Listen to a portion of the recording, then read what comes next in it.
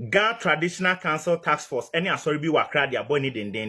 Ni nyina ne se ye nuanom nkranfo eba be ye homo na se homo ne ba beduru so a omo yi bosom baako e de si honom se de be ya ye monwom ye nyedede wo kromo no mo de aye o mamamre no mamane no mo de adwera kro no na e hyase eye 12 May 2025 ene be wie eye 12 June 2025 na no na asori akwakwohye asori dem kwasie da e bonyum eye dede e na task force we koku pio mo so a omakokodi omo niema nyina asori fo ne kasama ansem na ba be den aba be he ewo social media no so na busua menti ase so bi osofo anase omom ya Christopher mma me chiche munya den enkyere me because o kan eye Mark 12 verse eye 17 na o se fa Kaiser de den ema Kaiser nefa de Nyankopon de so ye den ema Nyankopon de bi ema Nyankopon na mehwe ye nuanom nkranfo ye omo na kro ne ye den eye omo de a omamamre ne omamane no and I stand to be corrected because eye homo ne wo hodadaada answer na eye Christianity kwampo ye den eba mo aye asori sa afi mu ni nyina ono na kro ne ye ne dia no ono na chichiri ne kro no ese mo ma ne bosome ba akope no mfa nya amamre ne amane anwira kro na eno so still ye nuanom Christians fo ene eye nuanom kanfo ye den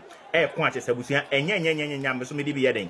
tu anim ti asofo amwo app yi so ena afi so omo nim Bible mmra me kirem de mu nuanom Christofo no bi ye no eya na ase enye den enye because menti ase obi achechire ne kro wa ba honom ompamo waye wa sorry afi mu ni nyina ono na kro ne ye ne de no so ma na bosom ba akope no mfa nya na amamre ne amane a still na muguso de ha ye nuanom kanfo we this is not the first time omo yes afa she we afi bi omo ye de omo ye this is not the first time omo ye de omo ye ti e besre ye nuanom a omo won kran mum ye respect ye nuanom kran for mamamre no mamane ye from BTCC ka mesro so be follow me no like no comment no share